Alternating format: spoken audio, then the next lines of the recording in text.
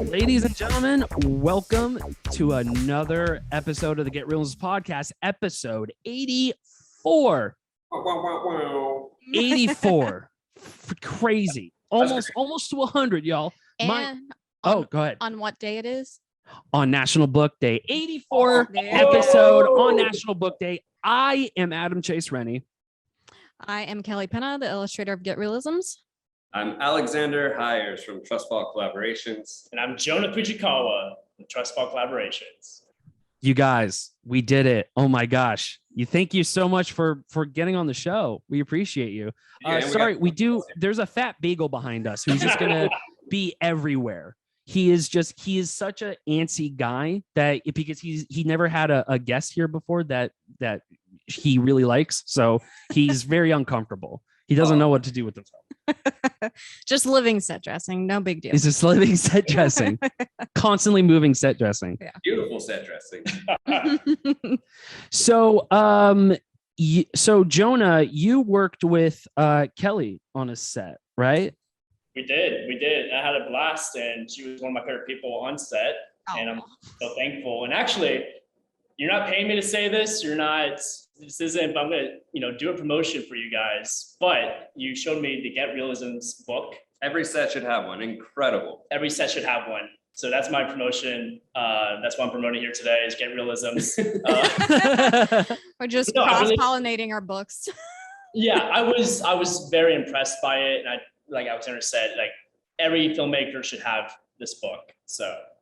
Well, thank you. I appreciate that. Yeah, it was last fall-ish. Was it November? Yeah. October, November. Time means nothing now. Yeah. And Jonah was working sound, and wasn't that your first set? First time I've ever done sound. I was holding the boom mic, and I was like, I guess this is how you do it, right? And how was that, by the way? Did you like working boom? It was like P90X workout. My core. Yeah, it's like upper core. Yeah, it was nuts. So yeah. Just wait till you add the big mixer that then hangs on the front, and then you're holding the boom. Counterbalancing. Yeah. That good. Yeah.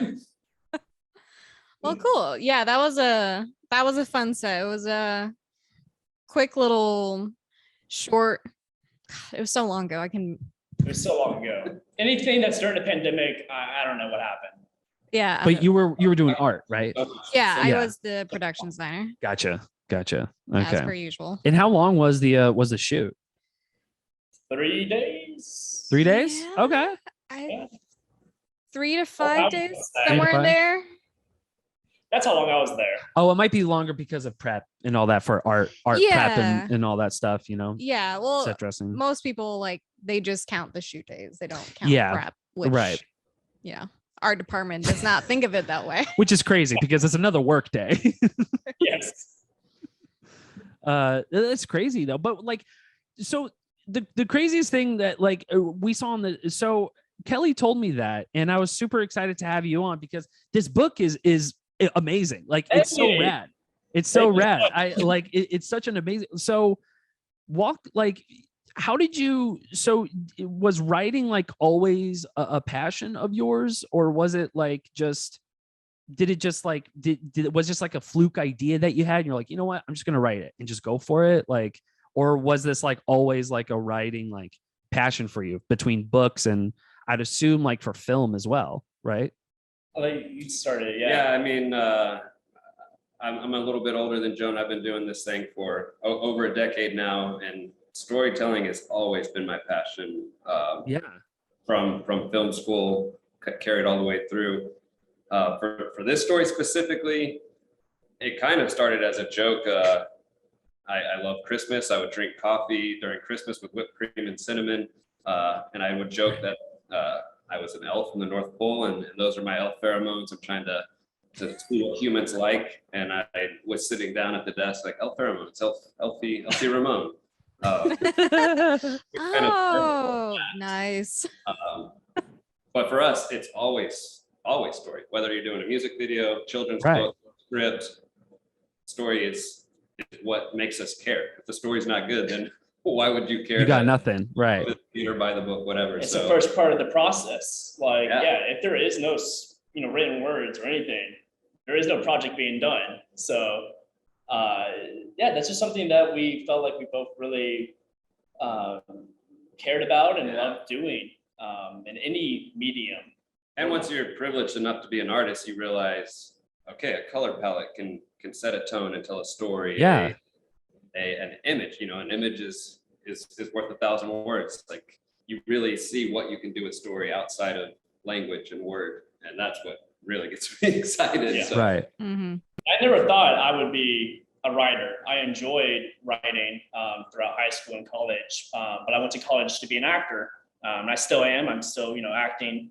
But I realized if you want to kind of get projects made, you also have to kind of do it yourself sometimes. It's not going to be handed to you. You got to put in the work. And so the goal was, how many skills can I teach myself or learn from other people, from mentors and teachers?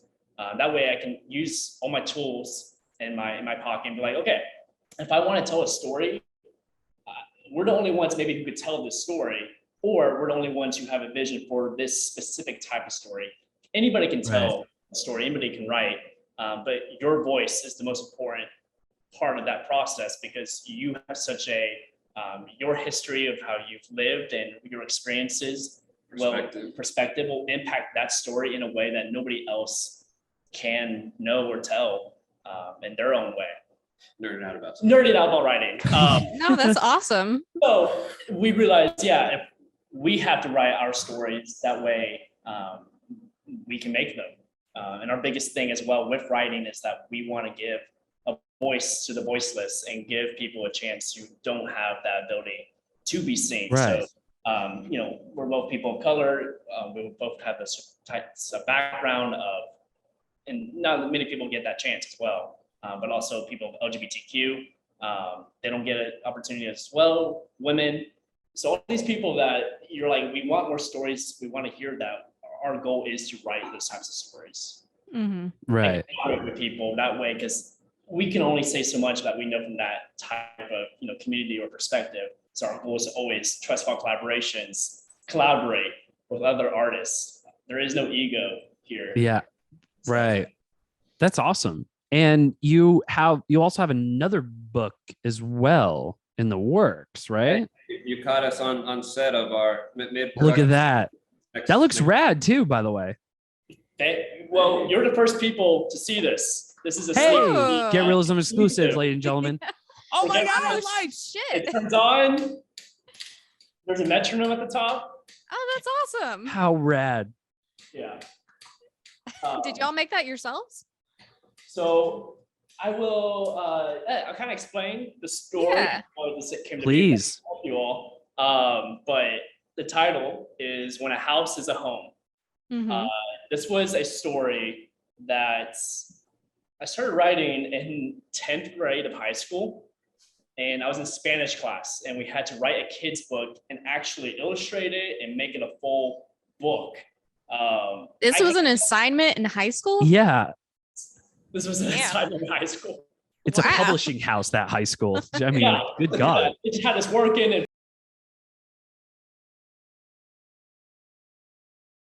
producing. Yeah. Jesus. But, this idea, I can't tell you how it came about, why I thought of this, but it was just called The House. But it was this idea of this house wanted to have a family to live, in them and with them, but nobody wanted it. And so the house keeps trying to change itself. Maybe I will paint myself different colors and maybe people will like me. And they're like, ooh, that's an ugly house. You cut us on the garden scene. The garden scene. Yeah. Plant a garden, and maybe people will love my pretty flowers, and there's insects that's swarm it. Maybe I'll wrap myself up so I'm warm and safe and people can't get in the house. And this idea of the next door neighbor basically tells the house, it starts with you of, love yourself, which is cliche. A lot of people say that, but it's not about this. It's, you have the perfect term for it. Extreme acceptance. Acceptance, right. You loving yourself is what makes you already whole. You don't need anybody else Right. to do that for you. And so that's basically the whole message of the story. And then once the house learns to accept that, they go back to being themselves from page one, and a family moves in. Oh, and that's so awesome. When a house is a home, a house becomes a home with that extreme acceptance. But they were already a home to begin with. So, and to your question, Adam, another collaboration, we partnered with Vince from Cathedral of Junk. I don't know if y'all are familiar with that, but it's kind of a local Austin staple. This guy built Yeah, I heard. story building in his backyard. Yeah. So I went and talked to him and pitched him the idea and asked him if he could do like a miniature version of his cathedral, and he was all in. And while we were halfway through the conversation, he pitched us another children's book. So we produced that last weekend. So we actually have 2 children's books coming out. Hold on. I saw that. You produced it in a weekend? yeah, we did it last weekend, and now we're doing this weekend. Holy Wow. Toledo. Wow, First, you guys. now we're in our friend who is doing the art direction and cinematography. He does it for our books.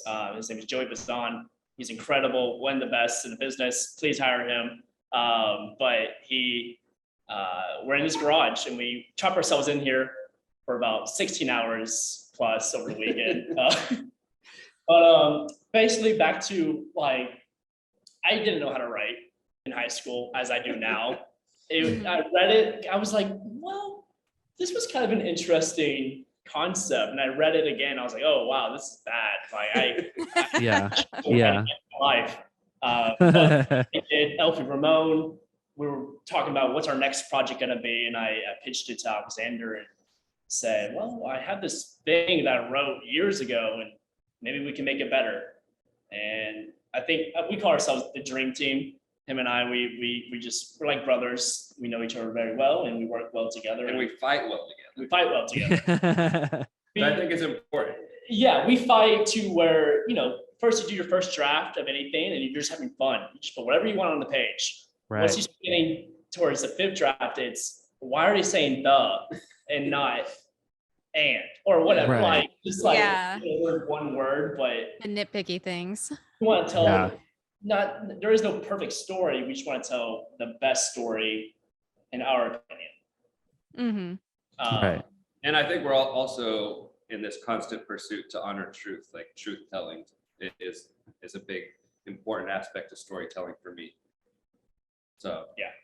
Well, yeah. I mean, the audience can call bullshit very easily when you're not being fully honest with any story, really. Even like fucking comic book fans, like you, like to fuck up a comic book movie, you royally, it ultimately failed, Yeah.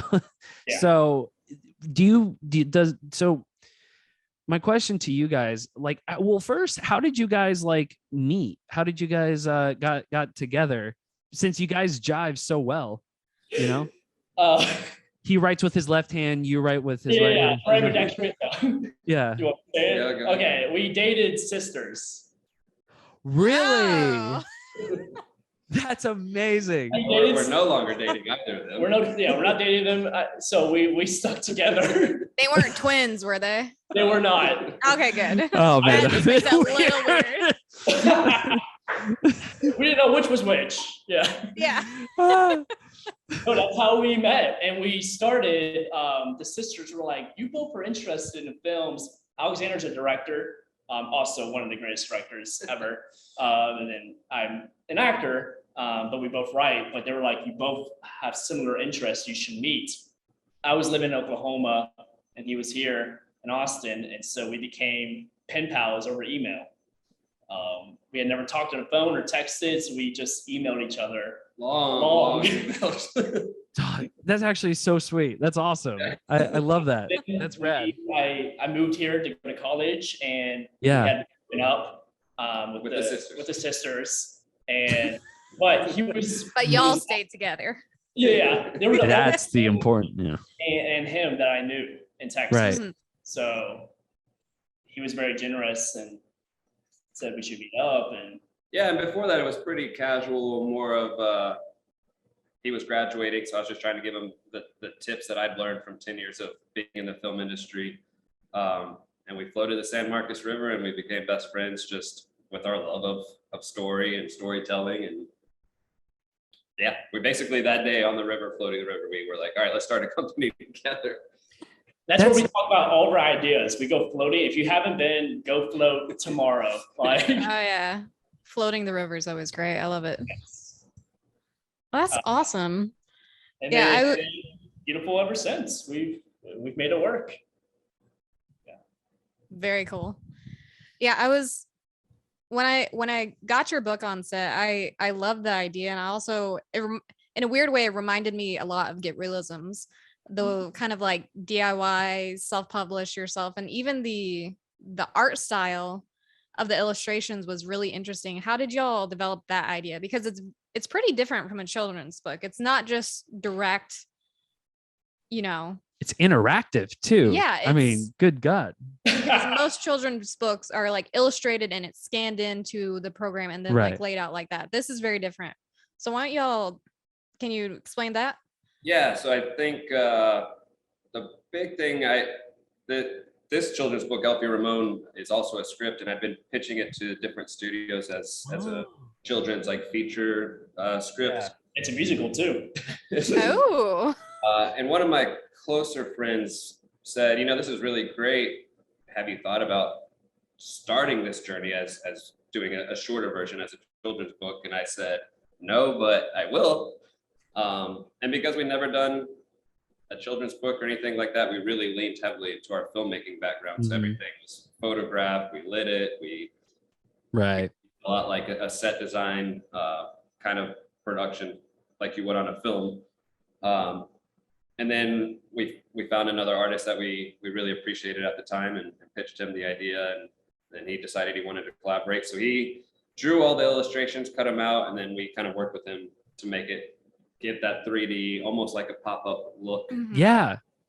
Build and using our filmmaking tricks in a children's book to bring something new, like we always are trying to do, is bring something different. We don't want any talents wasted, so if we're able to try and use directing and cinematography in that aspect, why not try to incorporate that into every medium that we can? So we haven't seen it as a kid's book ever growing up, so we want to try something different and maybe new. Yeah, maybe it's new. I don't know. Yeah, it was definitely new to my eyes. I love the idea because I talked to you, Jonah, about like doing stop motion animation. I feel like it translates very well to that kind of world too.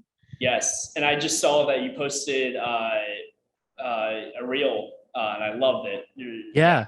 So, thank you. I want to work with you one day because we love stop motion. Leica Studios imagine Elfie to be the feature film. So yeah, that's awesome. No, I would love to. I'm a huge fan of like those old tedious kind of crafts like that. That's awesome. Thank you. And you're talented. You're good at it. So yeah. Oh, what'd you say? Sorry, I cut you off. I'm so sorry.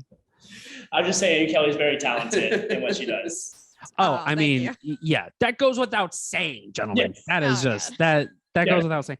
But your book though, like even has like, I mean, it's not a spoiler. Like there's recipes in it and stuff like that. Like this is like, it's so rad. Like, you're not giving a spoiler. Yeah, right. I was gonna say, I'm like, am I spoiling this? No. But no. I just love the interactiveness like of it all, like, I mean, like there's so many books, of course, that have that, but like to have like lore and like a whole, like a whole story to tell, and to extract that, you can have like different stuff you can add like as like another layer to the storytelling, which fuck it, add recipes, like you can take that and bring that home even closer to your home. You can eat it, it's just like, it's great. Well, we love this idea of writing of a call to action. And so when you end the book, it's part of the hero's journey. Exactly. So what do you do with this information on this journey that you have learned and gained? What do I do now as the reader? And so this thing is, well, you just saw Elfie make cookies with his family, and now you can too. Right. And that brings you all together of this is just, the reason of the season is spending time with family and that love, spreading love, peace, and joy. And if I may nerd out some more on please. The visual aspect of storytelling, we wanted to start kind of in that folklore. El Ramon, if you're not familiar, is the story of why the tradition of milk and cookies for Santa Claus started. So we really wanted to start with that 1,000-foot view visually, almost making it feel like you're either by a fireplace at Christmas or maybe even at the North Pole.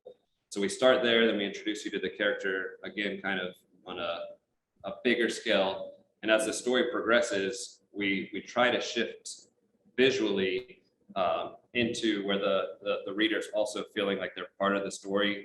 We take away a lot of the background and really just focus in on the characters towards the climax of the story. Then when we pull out after the climax and you've learned how the tradition of milk and cookies started, you turn the page and there's kind of Polaroids of, all right, so this spread around the world. And then we turn the page again, it's like, all right, now add your story to this bigger story. So we were trying to tell that story visually as well, while we're bringing hopefully little kids into this story that's, this is not just about getting gifts, it's about family and it's about bonding and connecting. So we hope to accomplish that both visually and within the words of the story. I mean, that's what a director sounds like. I mean, yeah, really. Yeah, I agree. Yeah. No, but congrats, you guys. It's a wonderful book, and I mean this the next stuff you got, especially that in the background. I'm excited for you guys. Like that's going to be rad as well. Can I do a close up on it? Of course. You guys want to see a little more? Yes, please. Yeah, please. I don't know how well, but we changed it. Oh my God. So there'll be different expressions. They have the metronome, a light bulb, it's Mel. Oh my gosh. And then inside there's a love seat couch. It's their heart. That's rad. So that's just a little bit. Of course, we changed the background throughout, but that's amazing. Right. That's very cool. I'm still just impressed. Y'all can just knock this stuff out in a weekend. That blows my mind. You know how many years I worked on Get Reelisms? Okay. Years. Hey, there's no time limit. It's everybody has their own journey, and there is no. Yeah, it's the fact that you did it.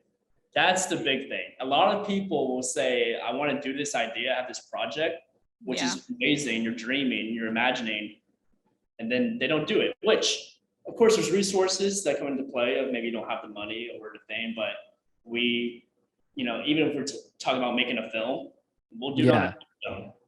Like, if we have to. If we have to. Our goal is not to let our circumstances and resources stop us from doing it. Right. Yeah. Ourselves. I mean, we've had people who have thankfully mentored and taught us, and but we had never done a kids book, and so we just sat down and Googled, how do you make a kids book? And we just simple as that. Wow. No. Which I'm sure Get Reelisms. I don't know if you had a similar. Well, it was. So me and Christine kind of the same way. We joked around about the idea, or we knew there were kind of books and almost like instruction manuals for being on film sets, but they were always so dry and very textbook like, to where for me it's hard to absorb information that way. And part of the concept of the Get Reelisms is the illustrations are like a visual cue to help you remember, because there's some sort of joke inside the illustration about the term, if that makes sense. And it was I just started drawing. Me and Christine had the idea, and we started kind of being serious about it. Then I was like, I'm not doing anything today. I just started drawing out the terms, and while I was doing a part-time job and working in film, if I just had a few hours in the morning or afternoon, I'd try to knock 2 or 3 out, 2 or 3 more, just over and over and over, till where I had enough. Christine, we can start doing more. And she used a program, Canva, which is free on the internet, easy access. Yeah. Oh, I didn't even know that. That's crazy. Canva. And I even told Jonah, speaking of like little to no resources, like just watercolor paper. Yeah. Scanned into a printer that no longer prints, but it scans from college. Like a printer that just oh my god. But it scanned really well, and I scanned everything in and sent it to Christine that way. Like I kept that scanner because it had such a good quality. Yeah. Until right. like I was like, okay, we finished the book. It's been a few months now. I can now get a new printer. God, to go through each page. You did it. Like it's out and it's incredible. And that's that's really the spirit of creating right there is. And there's new additions to Get Reelisms as well, right? Yeah. Well, we listen to a lot of the critiques of our friends and like showing it to people on set and like taking in constructive criticism of like, well, it, this doesn't read that well, or like, oh, you should add this bit in this definition. Because with filmmaking, I'm sure y'all know, it's like you're never at a point where 100% of everything. It's like you're always learning. There's always more to add to your, book of knowledge, or there's certain terms that used in different areas of the country or different sets. So like we definitely try to adjust and like add things to the book, but never make it to where you're still not learning on set. Like it's a helper, but it's not a solve everything kind of book. And it's a great, I think it even says it like a guide to 101 or something, like or it's a great, beginner book of what is like an apple box and all this, like, right. Yeah. I love it. It's brilliant. Yeah. Thank you. Well, one of our favorite stories is like, I think I've had this on set and Christine's had this on set, where they tell a new PA, they abbreviate apple box to just apple, and they tell a green PA, hey, go grab me an apple, and they come back with a red apple in their hand, and the DP is like, great, thank you, but actually I need the square wood thing over there. I was on an iPhone. I don't know. yeah, exactly. Yeah. Here you go. A red iPhone. Yeah. Or I've been on set where it was a food commercial and they asked for a pancake and the PA came back with a literal pancake. You're kidding. Nope. Where did they get the pancake? It was a commercial about this like food product company. Okay. I probably shouldn't say the name. It was all like prepackaged stuff. Right. So I was like, there are reasons to have this book. Yes. Man. And that. you guys have been in the industry for a while, right? Like Alex, you've been in the industry for a while. I saw that on y'all's website that you did a feature. I wish I had directed a feature. I have not directed a feature yet, but my first gig out of college was on Boyhood for a year, and then I worked on a few features since then. Right. And even when I was working with Linklater, he said, unless you're Tarantino, you'll never be able to make stories you direct. So that actually discouraged me for about 7 years. Wow. Came back and I was like, you know what? I actually can't do this. Yeah. We've got 3 scripts that we're shopping around and trying to get our first feature of ours made. That's awesome. I mean, so you worked on, so what did you do in Boyhood, if you don't mind me asking? So in Boyhood, I was just a PA. Okay. Year 7. And then I worked up through kind of the production ranks on different features, kind of peaked at first PA, working with the actors and kind of being that liaison between all the departments. And then that's when I kind of transitioned into doing Trustfall from there. That's awesome. I mean, like, so you sort of like kind of tested almost an ample amount of departments before you just sort of like kind of understood. And I feel like that should call to how you write as well. I would imagine, right? Because like once you actually step foot on a set, it's at least for me, it was completely fucking different than when I imagined it. Like it is completely different. Like film school didn't even like teach you, like they just kind of glorified it, right? So it's just sort of just like, okay, cool, like I'm gonna be able to do my thing, all right, cool. And then when you're a PA, you're just, I mean, for lack of a better term, you're a tool. So you just so you kind of roll through the punches, but you learn along the way. But like that, like at least for me, calls to my writing, and I would assume it would call for your writing, to just understand like visually and directionally where you want to go, sometimes even before you have pen to paper, right, or hand to keyboard, right? You just sort of like, I already have it in my head, I just need to get it out. But like if you didn't have those experiences, you would have just like been like a flounder and fish on a film set to just direct your first feature, and you have absolutely. And how many directors have we worked with? At least I've worked with some that just have no experience whatsoever. Worked with a director who was a stockbroker before. Yeah, I'm just like, how did this happen? Like I am, you know how that happened. Money. well, yeah. I didn't think about that until right now. Yeah, that's exactly right. Money. It's just cash. You got the cash. That's the hardest part, is breaking in. It's very clicky. It's very, it's who you know. But our goal is not to let that stop us. And right. Well, I mean, we still have day jobs. We both work 16-hour days, 8 hours at our, normal job, and then our dream job, which is right here. Yeah. Well, we're doing this, it doesn't feel like work. No. It's like, oh, we're playing. Yeah. Right. Yeah. Yeah. But yeah, that's our big thing. It's just like, okay, we're just gonna keep working,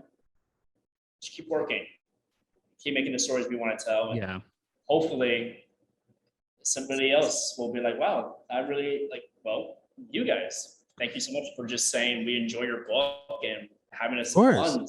That's like, that alone is big to us. So yeah, of course. Well, I wanted y'all on here because I think there's so many mediums when you're a filmmaker that just feed into each other. Like you were talking about, ultimately it's storytelling, and that could be writing a book, writing a commercial, making a demo stop motion at your house for your YouTube channel or something. Yeah. So I think it's important to have other people who are filmmakers who also do other mediums on, because it all, it's full circle, all feeds into each other. Absolutely.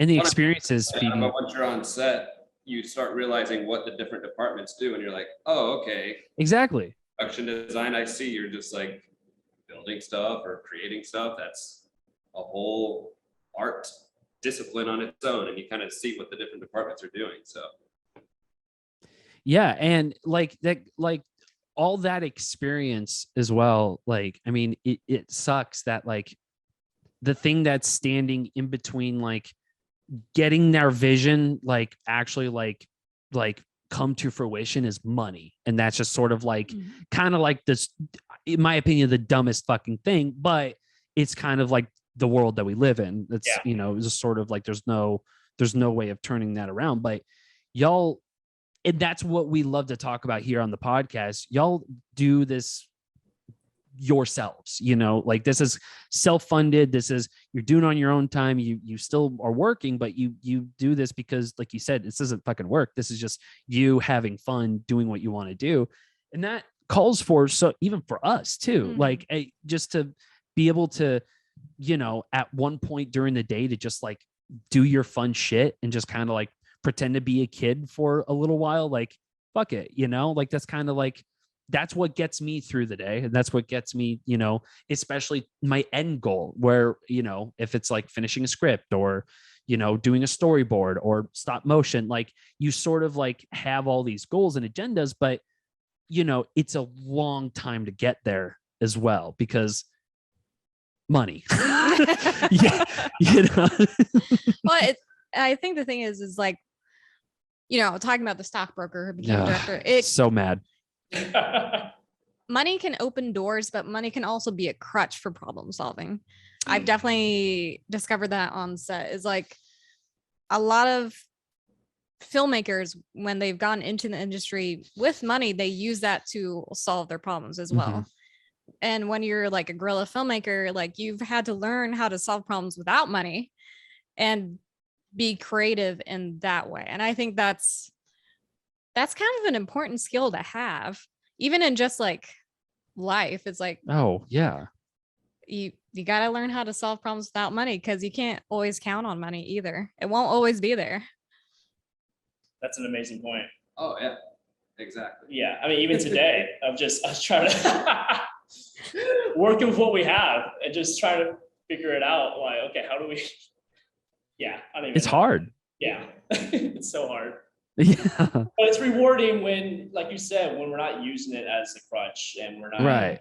we're using our minds. Like that's, the greatest tool you can have is, okay, we're smart. We can do this. We just got to think it through and find a different avenue to make it done, or to get it done. So Yeah. Have y'all ever done a 48-hour race? Ooh, Have years. those are and years fun. ago. Oh, okay. But they're so fun. They're so much fun Yeah, they are. to do. yeah, Beginning, middle, end, all in 48 hours and Yeah. figure it out. Oh Yeah. my gosh. Yeah. I highly encourage people who are like new to the industry, if Yeah. they want to just like have fun and practice filmmaking, do a 48-hour race. Oh yeah. It's crazy, It's almost exhausting. Very exhausting. Yeah, but yeah, it'll be a good time. yeah. Have you done a 48-hour, Alex? Alexander has. I haven't. Oh yeah. Okay. I haven't. No, I haven't. I should. You Yeah. should just prepare me to do one. Yeah.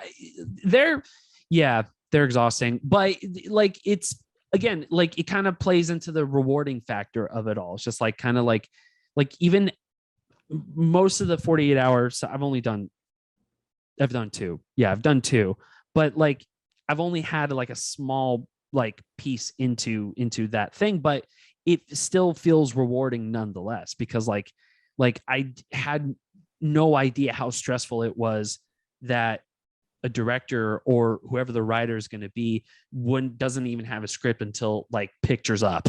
It's just Yeah. like, oh shit, this They're is literally typing in the corner trying to finish it. as fast typing as in the possible. corner, and then we're just trying.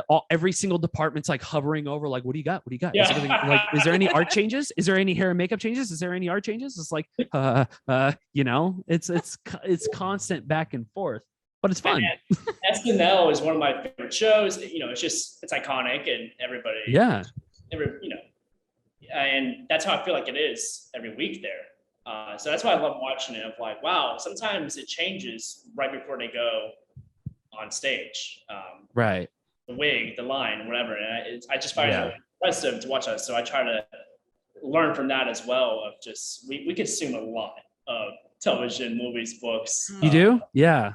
Yeah, which is a question I want to ask you. I don't know if this is the right time to do it, but Please. maybe it is. I have two questions for both of you. Okay. And you might have one as well. But what is your favorite movie? And Oh. what is your favorite book? Oh. I can only pick one. Only one. That's unfair. Because like I'm trying to, yeah. Because like Deep I have down a in your favorite. heart, you have, and now maybe it changes, but That's what I'm Okay. saying. Yeah, like it it definitely changes. Better. I get made Yeah. fun of for my favorite movie all the time. So Okay. Well, okay. So then let's start with you, Alex. What's your favorite movie? a my favorite politician. movie I of know. all time is The Matrix. Oh, that's Okay. not weird. That's not. Yeah, that's amazing. The Matrix is dope. I think He's it been rev- thinking about this for a Nice. while. Yeah. Well, a lot of people think it's just as nerdy like sci-fi, but I think it revolutionized cinematic techniques. 100%. When you watch it, it's pretty fucking philosophical. So Yeah. kind of Yeah. blew my mind at a very young age. Yeah. Because like the thing is like there's a difference between like having a favorite book or a movie, and like, because I always get them confused with like, if I'm like on an island somewhere, like would I watch this all the time? Because I love that, Ah. but like I don't, because I have a favorite movie that I've only watched once and I'll never watch it again. and that's okay. I think You there's know? a difference between favorite movie and comfort movie. Yes. Okay, fair enough. Yep. You Fair did enough. it. Yeah.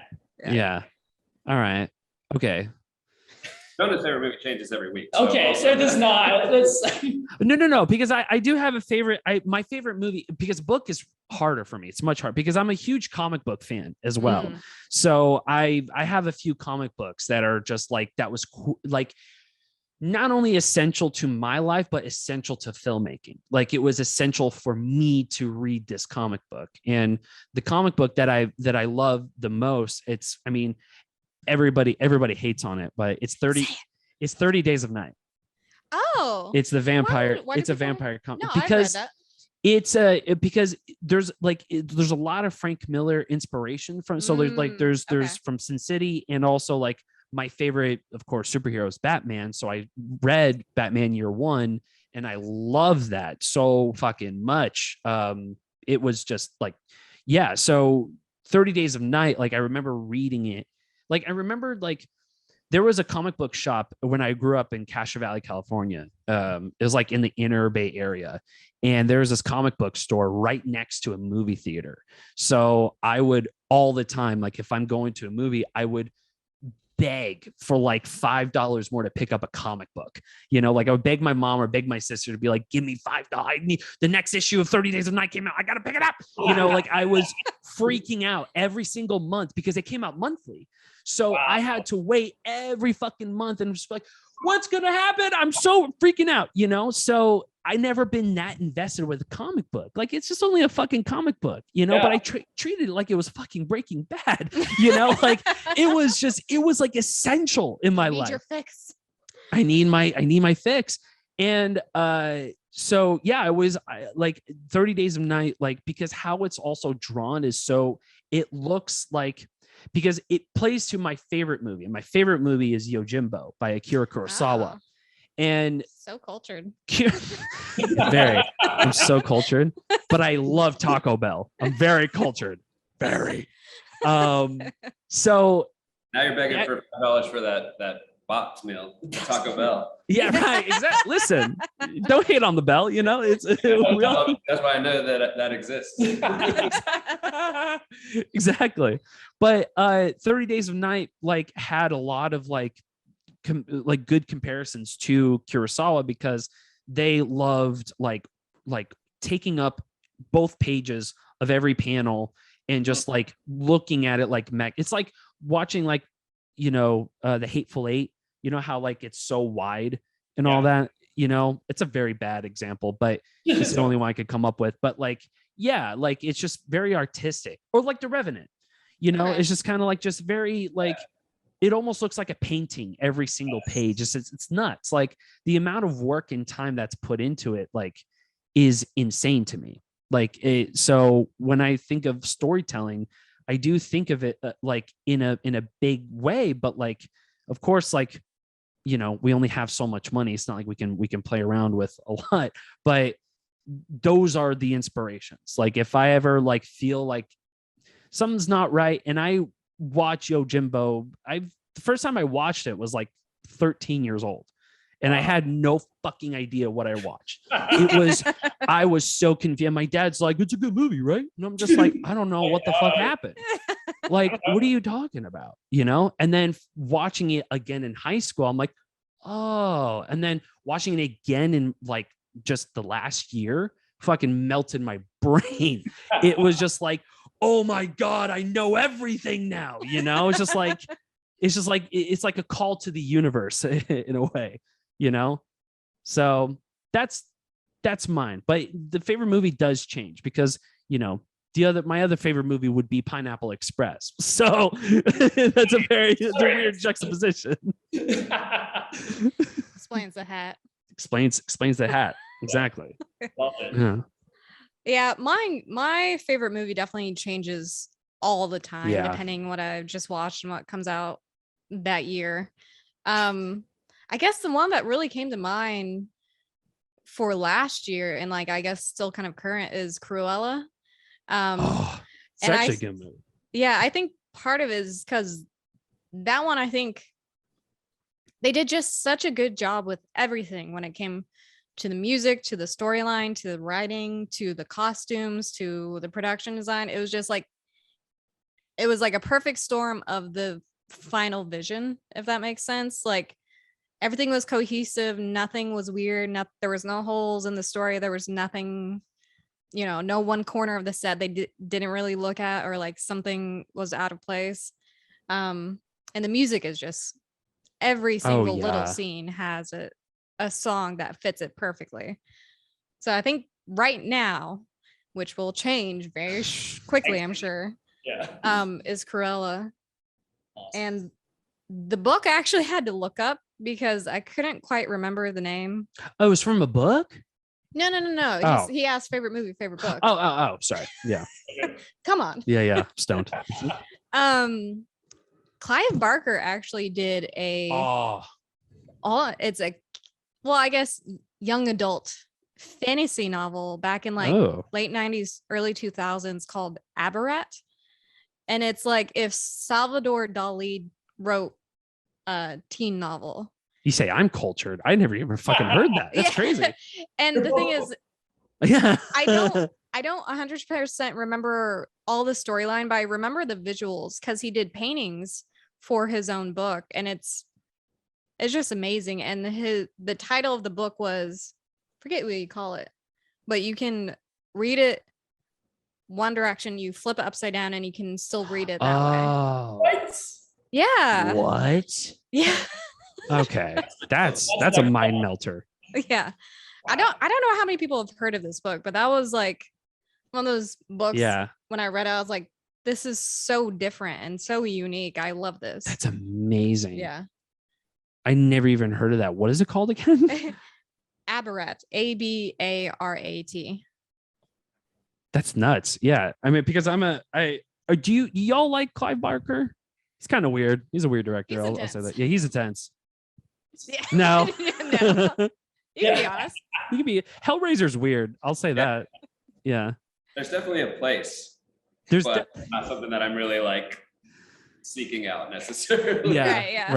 Right. It's like if it's Halloween time, maybe we'll watch one of his movies. Maybe. But it can get like gross. It can get like David Cronenberg level of this like The Fly. It's just like Cronenberg. Yeah. The body horror. Yeah.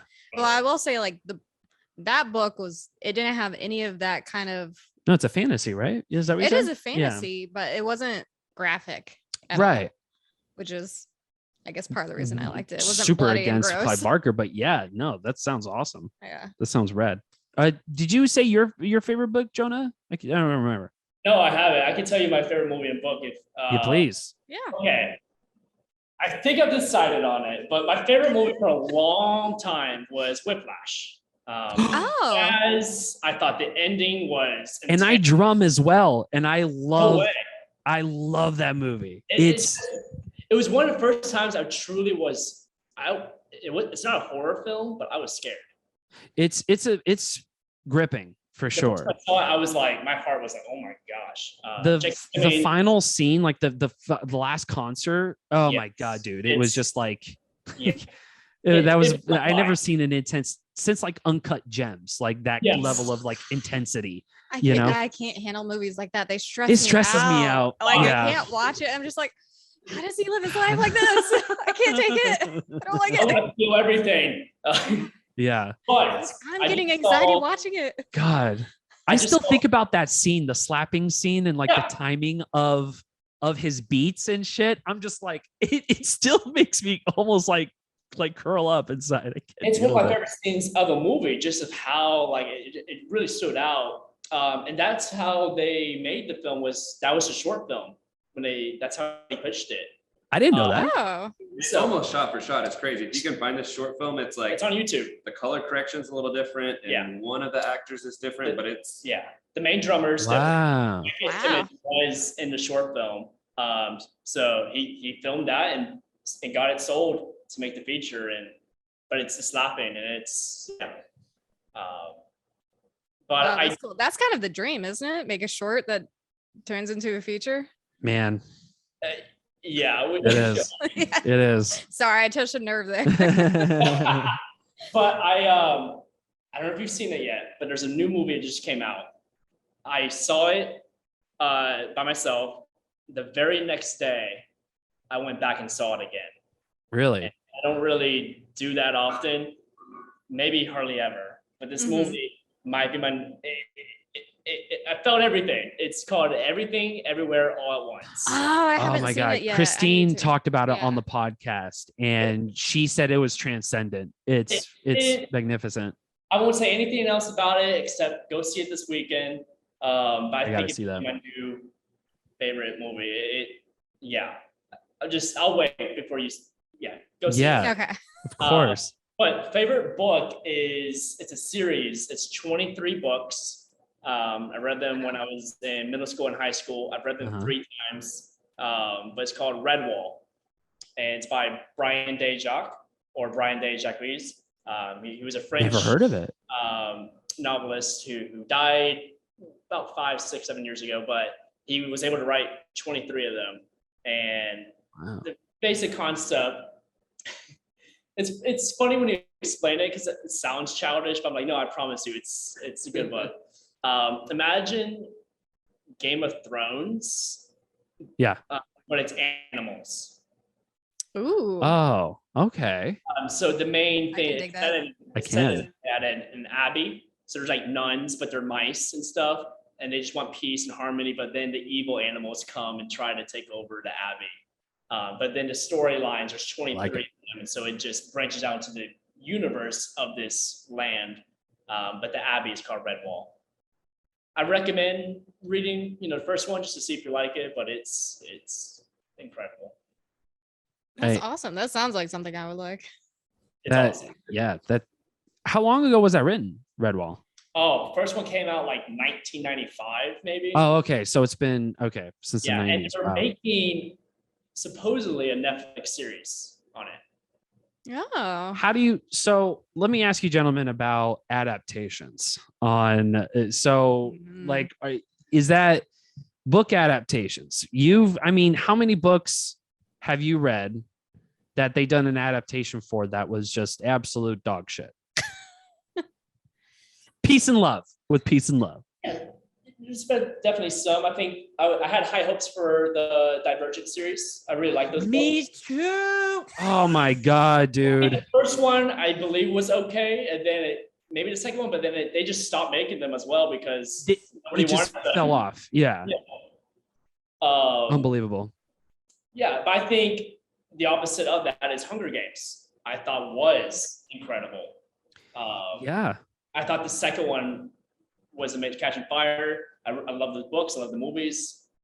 I think my big thing though about book adaptations is for the most part they work better as a television series.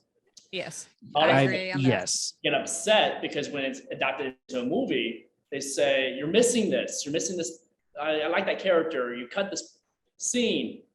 In a television series or a mini series, you're able to really dive into that and really, I think, get more of it.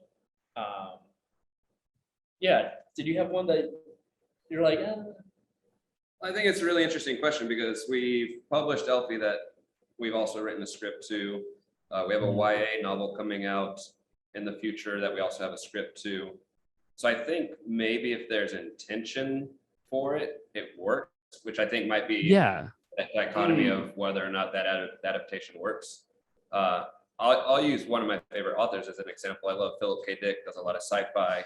Philip K. Dick is movies that really worked, and then some of his stories, and he also has some miniseries that work, but then he has some adaptations that are garbage. So every Isaac Asimov book, it feels like it just falls. Like that's why I love Philip K. Dick so much, is because like he felt like the closest thing to a Stephen King sci-fi that you can possibly get, just in terms of like how detailed he is, like in all of his books. Like it is just, his books are absolutely fascinating. It's been a minute since read one of his books again. I should definitely read them again. They're great. They're weird to read because we're kind of living it now. So it's a very weird dystopian. That's true. I didn't think about that. Yeah, that's weird. Yeah, it's hard. Even like TV shows and movies now. Any dystopian stuff, I'm like, not right now. It's time. Yeah. Because like it. I'll turn on. It's a Black Mirror episode right now. So. Oh my God. Yeah. Good God. Well, speaking of sci-fi, have y'all ever found a sci-fi, book, series, whatever, that is optimistic? That's something I have a hard time finding. Is like a lot of science fiction just delves into negativity and like we're doomed and like everything's going down the drain and it's terrible. Have you found one that's actually optimistic? That's a great question. That is a good question. This isn't a book though, it's a movie. So I apologize. No, that counts. Was Arrival? Arrival. Yeah. Yeah, I can't remember because everybody was like, nah, and she's like, I'm gonna get with the aliens, and then everyone was happy, right? Yeah, that's how they pitched it. I'm a very good pitcher. That's your elevator pitch. Aliens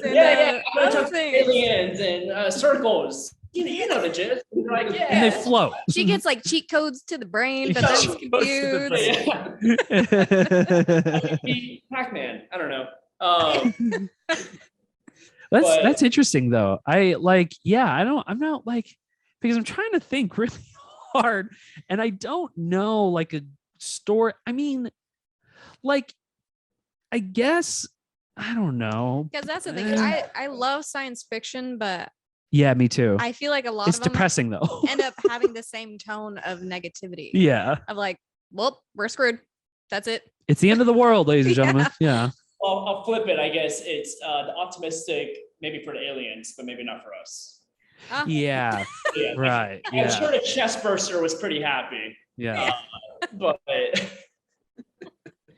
it's the alien version of like gentrification. Yeah. Like, our world is up for sale. And the aliens thought, y'all are cool. All right. Yeah. We like your barbecue and your ramen. Property going up for sale soon? Yeah. I'm gonna have to think about that. I know, if anybody, even on Instagram Live, if anybody has anybody who can think of like a good site. Yeah, it's more of an adventure and they're like they're having a little more fun with it. 42. Yeah. Right.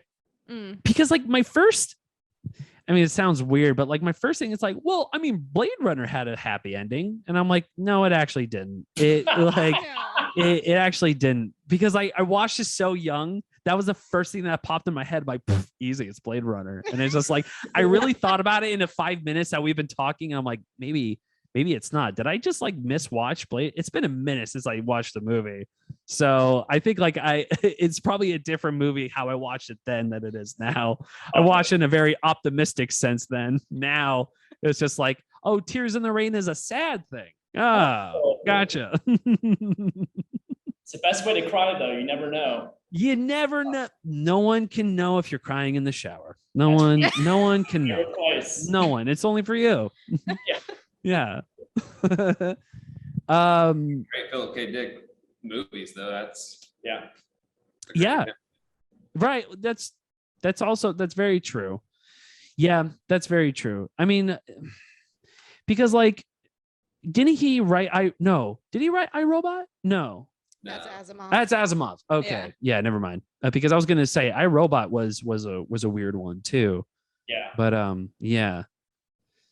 Yeah. What?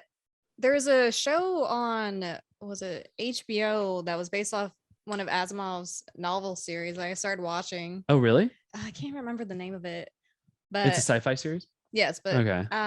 Talk about heavy subject matter. It had you. That kind of a show makes you start thinking about like your life in the world. Yeah, and existential crisis. Yeah, no, totally, because it's all about life beyond life. The generations. That's like you, that's like and, 2001 Space Odyssey shit. Yeah, that's like what your life carries on, yeah, like what you do and stuff like that. So that one was a great series to watch, but it's not for the lighthearted. No. If you remember the title, let us know. Sounds interesting. I'm just gonna cheat. I'm gonna Google it. The Googles. Yeah.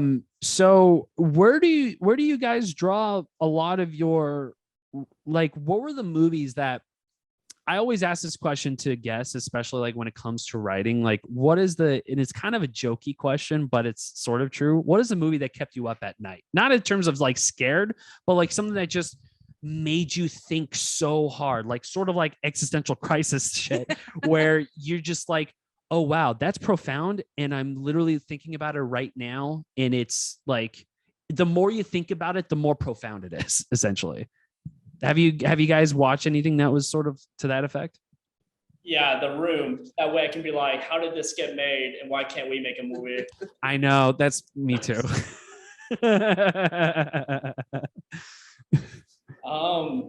How can we crash a plane like in Tenet? How can we do that? Is there a budget for that for an indie filmmaker?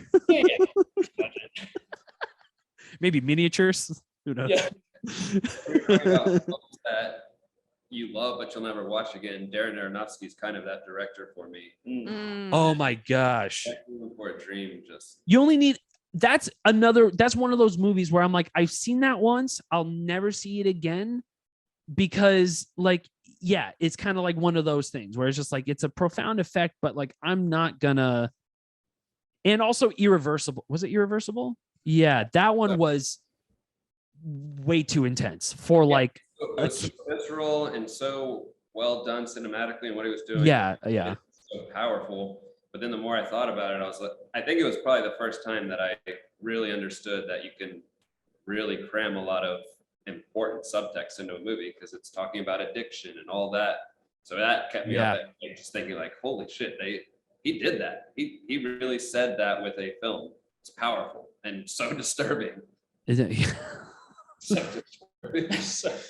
Because it's just like exploiting the reality of like just horrific drugs, especially LSD. Just like, I mean, and how dangerous it can actually be. You know, it just like, it is like that is like what the DARE program should show. You know, it's just like, all right, kids, we're gonna watch Requiem for a Dream. Just watch Requiem. Yeah, Requiem for a Dream. This is your brain on drugs. Yeah, no kidding. I'm trying to think of like a movie. There's just some TV shows that I really enjoy. Yeah. That they're writing, where I was like, you're saying some interesting things about people and how we should live, maybe. And two of those shows right now, and they're more newer shows, kind of, but The Good Place, I thought was The Good Place. I don't know if you've seen it, but it talks a lot about just like philosophical questions and just. It's a comedy show, right? It's a show, man. It also will make you, tear up, just because like it gets deep. Yeah. It's the questions sometimes of just like, what does it mean to be a good person? Right. And what do you do with that? What is good? What is bad? Right. So what are you going to do to make humanity better? So if you haven't watched it, I highly suggest it. And then another show where the protagonist is terrible, just they're shitty person. But BoJack Horseman. Oh yeah. Left field. That's a great show. But that show is also just, I think it really also, I don't know, I guess that maybe I'm on that theme that keeps me up at night, existential, of just like, right. What am I doing as a person? Am I doing everything I can to help people? And also, am I treating myself well? But a show kind of shows that arc as well, as this person just, all they care about is themselves, and they're destroying everything in their way. But they ask the question, is it too late for me? And I'd be my gosh. Have y'all seen, I don't know if y'all watch anime, but have you guys seen Attack on Titan? I haven't. I hear it. I've seen the first few episodes just because they're so long and so intense. Like, it was hard to keep up with the whole series, but it is like watching an Aronofsky film. You have to be in the mood to watch Attack on Titan. It is just like, it is, because it literally calls to that same exact thought of like, what defines a good person and what defines a horrible person. And then given like in a dystopian context of like man-eating giants, like they deal with the politics of that world, Mhm. which on paper sounds fucking goofy. It's just like, hang on, giants eating humans? It's like, yes, but there's a political like undertale Right, yeah. within it that is just so engaging that like I watched the final episode that was supposed to be the series finale that we thought was a series finale. Then they just gave like a cliffhanger teaser saying that, oh, just kidding, we're gonna come out with a new season. I'm like, you fuckers. Like you're out of your minds. So they gave me a heart attack essentially. And I have to wait another 5 years for another fucking season of Attack on Titan. Yeah. Outlander does not watch TV a lot because of this reason of Like TV series. What was the last show that did it for you? Like I want a complete story. Yeah. Oh, Oh you don't my like gosh. cliffhangers? No, because I think it's terrible writing. Yeah. I get Okay. that, get more money and get more viewers, and that's what strings your viewers along. I get it. It's a business. I think it's bad writing. It's bad writing. You It's think bad it's writing. almost like I think it's a middle. a drug dealer giving you a taste. Yes. Keep coming back. And I'm the opposite because I actually do enjoy it because it makes me upset and want it more. Right. Yeah. Yeah. But sometimes those was one of the best TV shows I've ever seen. Yeah. Not realizing that the final episode was the final episode, and when he told me it was, I was like, never mind, it's terrible. Don't watch. What show? Severance.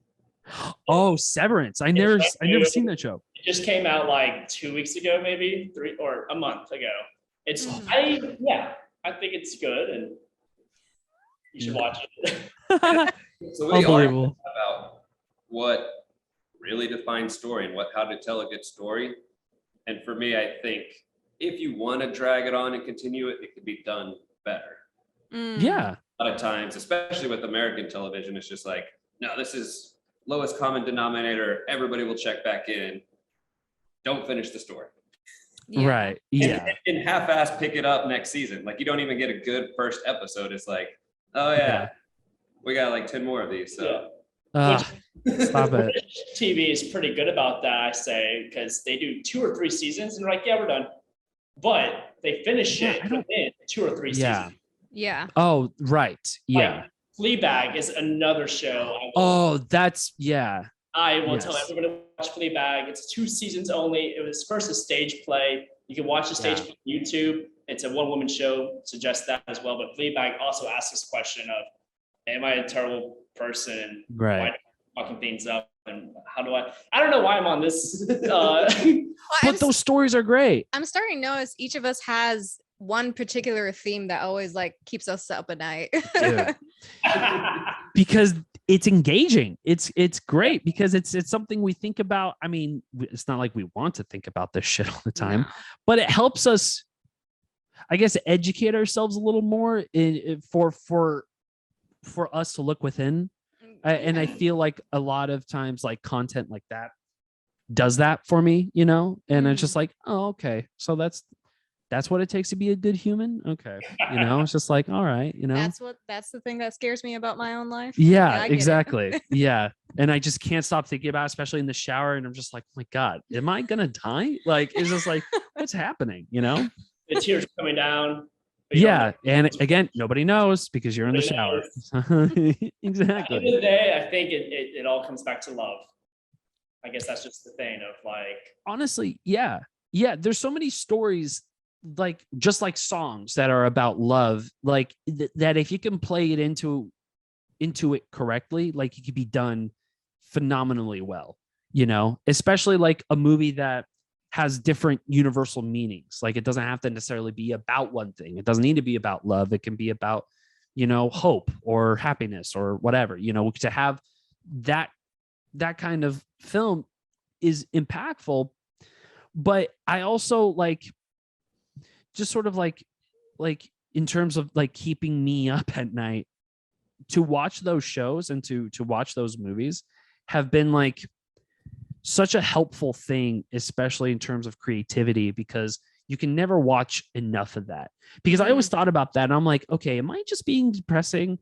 Like my therapist was just like, okay, maybe like, because I'm watching like I have the, like, I don't know if y'all have heard of this, like Criterion Channel app. It's like, it's just all Criterion films. I'm getting a lot into Andrei Tarkovsky, who is like a Russian film. He's a lot of existential crisis shit happening with that dude. Holy fuck. I thought Aronofsky was on another level. That dude is like, they have like 70s films that are like 3 hours long that talk about shit that we deal with today. It's just like between racism, class, gentrification, everything. Like it just like, it deals with all that shit. This dog is so He's nuts. trying to find a good spot. He's trying to find a good spot, but he's so anxious. But I love watching that stuff, but I can't get enough of it. And I remember talking about that with my therapist, and like she was like, you could take a break. Just like, yeah, but I don't know. I love this shit. Is this like, am I horrible? Am I weird for doing that? I mean, ultimately she said no, but like, it's just like, I mean, do you bring this up socially? Because it might be weird when you bring this up to your friends. It's like, hey, Adam, you doing okay? You know? I think that's a really great point, though, because I feel like as a creative and as an artist, a lot of what drives us is that desire to have a meaningful conversation or say something meaningful that you may not have in daily conversation. Right. It's more real topics. So I think that definitely pushes us when we're looking at story, like, okay, what do we really want to say? Like, this is out there. Do we want to talk about, cheeseburgers and what your favorite taco is, or right? Oh my gosh, something real. Yeah, very true.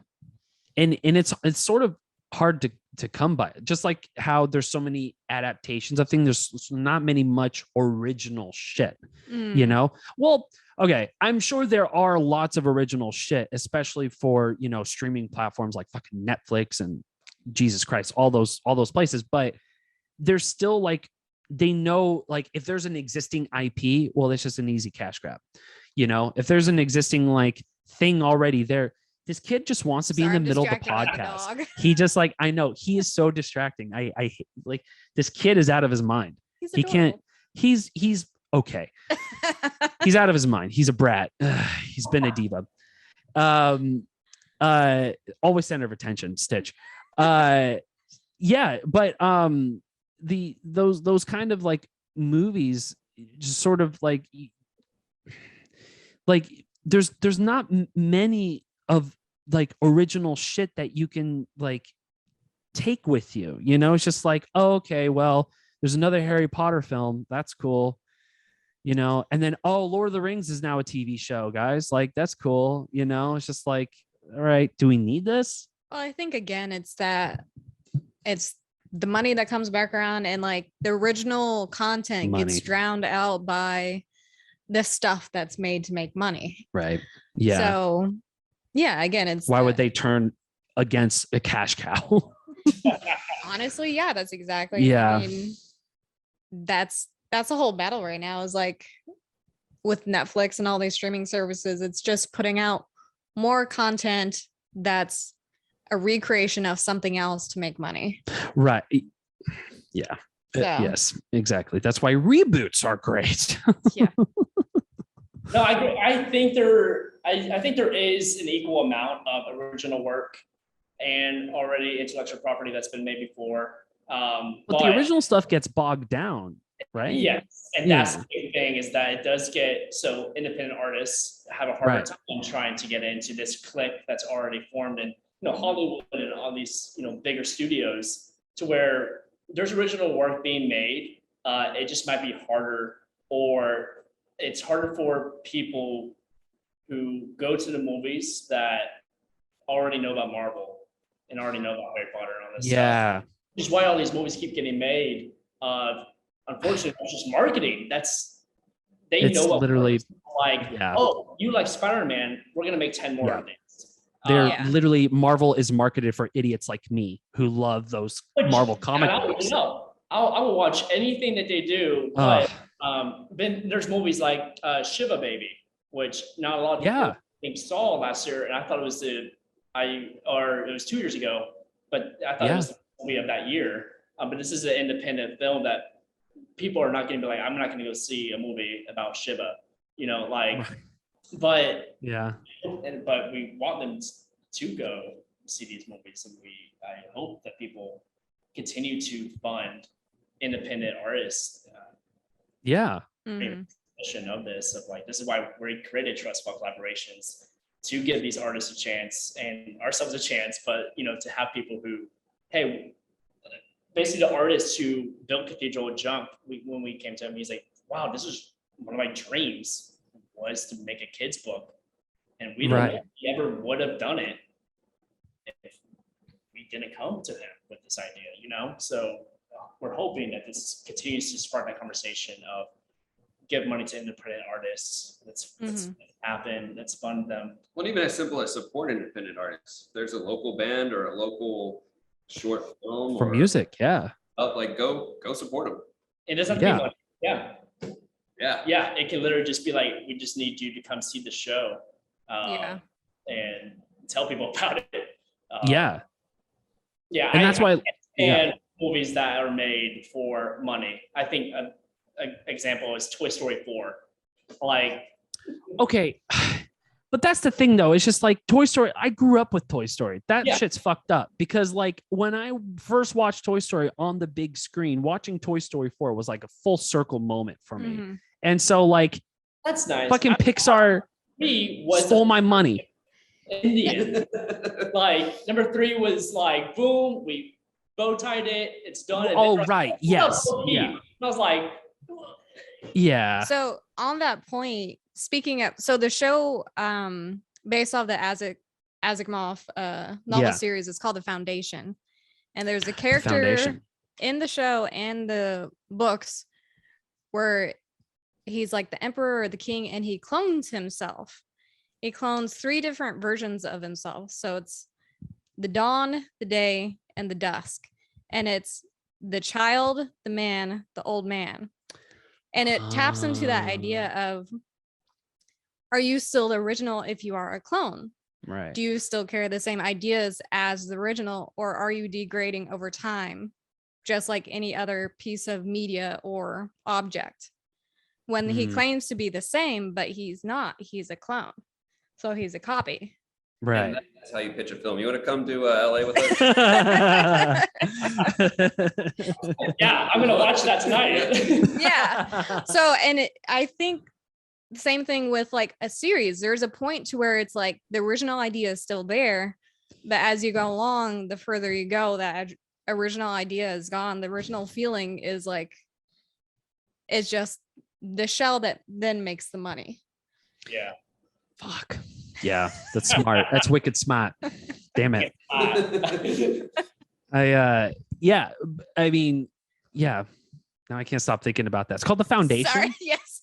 Okay. The Foundation. I didn't know we were going to get so deep today. No, sorry, I love going deep. I love it. I love it. This is what the podcast is all about, ladies and gentlemen. That's why we're here. We go on silly tangents and deep shit. Some of my favorite classes in college were philosophy, if you can't tell. Yeah, those are the best classes, talk about life and death and shit, and it's be like, what movies do you like that makes you feel like you're having an existential crisis? Yeah, no kidding. My favorite hobbies. Yeah, that's my favorite. Yeah, but like that's the thing though, it's just like, that's why I love those independent films, but like I'm gonna catch the next episode of Moon Knight on Disney Plus next week. Like, dude, me too. That's just, but it's just like, it's so unfair, right? It's just like, it's like you don't want to like it, but yes, because it's one of those things where I'm like, I'm just playing the very thing that I don't necessarily hate, but it's just like, it gets a little much, especially like when you get into like the conversation of like, because not a lot of my friends know Moon Knight.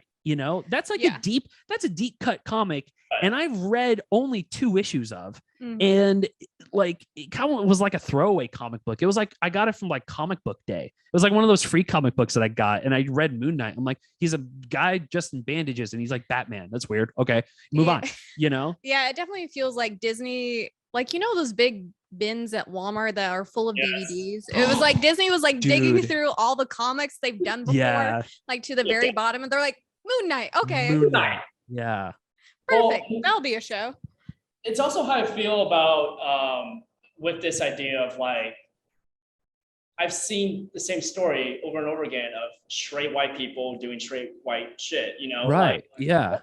I want to see that stories that are different, that are people of color and LGBTQ. Like that is where, and that's a lot of independent films. It's that thing of like, these are people who are not getting seen and they have amazing ideas. Abbott Elementary right now is on TV. Oh, it's a documentary of school teachers in Philadelphia, created by Quinta Brunson, but she's a Black creator who, this show is incredible. It's hilarious, but like it took years for this, you know, opportunity to happen. Or Issa Rae and Insecure. Yeah, that's a great point. YouTube series of the awkward adventures of I can't remember the rest of the title, so sorry, but that character and that show created from a YouTube channel that she just put on for friends. So like that's where I really get upset about if we keep seeing the same Marvel and Harry Potter and all these movies. And these right. We're not getting. There could be 100 more types of those shows. I'd rather watch those. Absolutely. Yeah. I mean, in that same vein, like Reservation Dogs and Our Flag Means Death, like it's people of those color are great about shows. stories on the reservation, and it's amazing. And Our Flag Means Death. It's about gay pirates. Spoiler. Anybody? Yeah, but it's a spoiler. I don't think it's a spoiler. Well, you go in the trailer, sort of. Yeah. Like it's implied, but you don't know. Yeah, it's implied. Our Flag Means Death. Speaking of favorite shows, that show surprised the shit out of me just because it surprised me too. It was so well done. You're laughing 1 second, then you're so invested the story next, and then you're like just getting misty-eyed over these two pirates falling in love. It's an amazing show. I mean, Taika Waititi and Rhys Darby are some. Yeah. And I'm not even into pirate shit. And I really love that show, and because I love Rhys Darby and I love Taika because you know What We Do in the Shadows is a classic. I mean, come on, but like, I mean, it's just kind of one of those things where I didn't know I was gonna get like teary-eyed watching that shit. I'm like, wait, what the fuck? And why? That ship is beautiful. The production of that is great. Like every little detail. It's like to the par of like fucking. Have you ever seen Black Sails? I tried. It's not a great show, but it's sort of like the production value is like fucking up there if for a comedy, because it's categorized as comedy. Yeah. Which is nuts to me, because like I would have categorized as like adventure, you know? It like transcends comedy is basically my point. Yeah, you know? It's definitely a cross genre kind of show. It definitely is. Yes. This podcast is everybody's just getting like TV and movie recommendations the whole time and book. I'm just building my Netflix list, you know. Well, I mean, we are at an hour and a half. We are about an hour and a half. So we could take this bad boy in for a landing. So where can people find y'all? Where you want to plug your website or any socials? Do you guys do socials? You use all the socials because you have to. That's true. That's true. We have our website, www.trustfallcollaborations.com. We have our Instagram, Trustfall Collaborations, Twitter as @TrustfallCollab, Facebook, Trustfall Collaborations. What? I'm just like, I haven't heard someone say www. Oh, I know. I was thinking the same thing. I'm like, man, it's been since like 1999, bro. Yeah. And I guess since we're wrapping it up, we got for National Book Day and for the show. We'll officially announce this next week, but we're also launching TC Publishing here next week, so that'll be on the website. So we'll have a literature-specific branch of Trustfall Collaboration. So keep an eye out for that. Congrats! That's fucking rad. Thank you so and much. How soon can we expect the next book? About 6 weeks. 6 weeks. Keep an eye out. Wow. Cool. Wait, seriously? Oh my gosh. That's amazing. You guys are not fucking around. Y'all doing the Lord's work. Jesus. Yeah, we say fuck around and find out. No. Yeah. You'll find out. Yes, it's been an amazing journey. We're coming up 2 years of our anniversary of Trustfall Collaborations being a full company. So the fact that we're starting a second company within that, Also keep an eye out for the next Zach Person music video. We'll be dropping that in a couple weeks too. So yes, you guys are doing every medium. I could say I also have a play coming out that it's called A League of Her Own that I co-wrote with Allison Price and Abby Faree. Allison Price is directing it, Abby Faree is starring in it, and that premieres in May. So in Austin, yeah. That's so many things. That's you guys, awesome. yeah. I mean, y'all are a company basically at this point. Jesus are. Louises. Good God. You guys are working, and God bless you. Thank you guys so much for coming on. We appreciate you. Please come back on again too. Like if there's great. the next book, if you guys want to come back on, we'll have this with Christine. Christine had like so much work she's doing. She's promoting a film, her feature film. So our feature film, yes. Our feature film, ursleyfilm.com, ladies and gentlemen, get your tickets. Which, speaking of, there's some events coming up in Austin. Yes. The August 30th event is almost sold out. It's a pool party. And you can actually watch the movie in the pool. In the being pool. projected into the pool. And then we'll be there.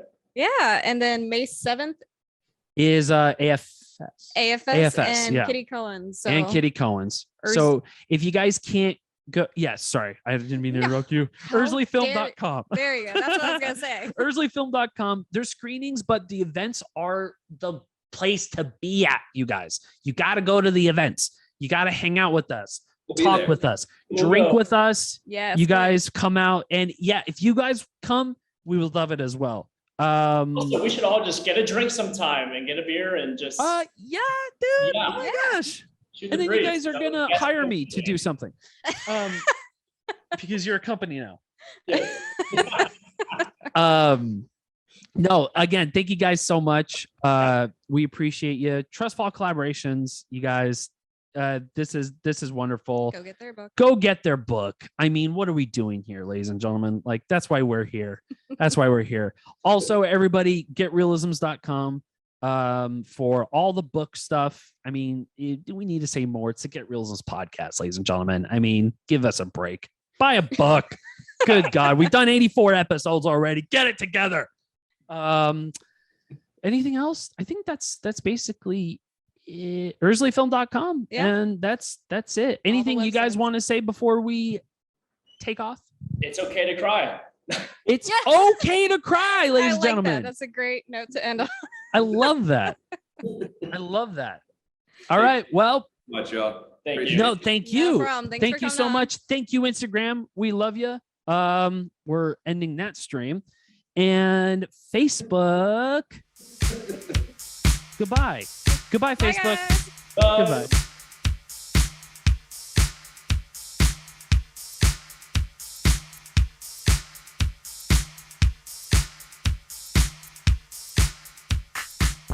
Goodbye.